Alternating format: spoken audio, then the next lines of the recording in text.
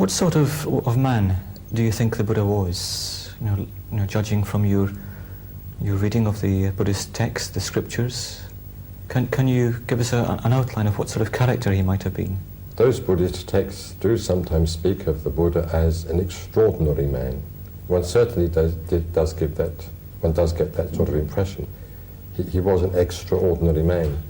I think the first thing that one strikes one as one just reads the account, or the different accounts of his life, especially the older ones, the earlier ones, that he was a man of great self-confidence.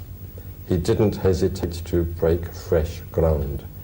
He didn't hesitate even to differ from his own then teachers. He didn't hesitate to strike out on his own. He had that sort of confidence. He didn't hesitate to leave home. He didn't hesitate to leave his family. Didn't hesitate, according to some of the later accounts, to leave what was virtually a kingdom. He didn't hesitate to press on further than anybody, so far as he knew, had experienced before.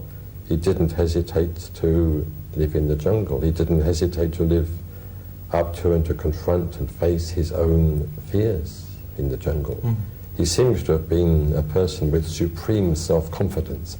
I think this is the outstanding characteristic of the Buddha as I read his life, both before and after his enlightenment. Would he have had any models to go on before engaging in that path? I don't think he would have had any models of that sort or to that extent. It may be that the Shakyas, amongst whom he was born, were a self-confident people. We're told that they were proud, even arrogant. So the Buddha may have had that sort of pride and arrogance in its positive form, in the form of a supreme self-confidence in himself. But he wouldn't have had, religious models? He seems not to have had religious models. According to some accounts, he did sit at the feet of several teachers.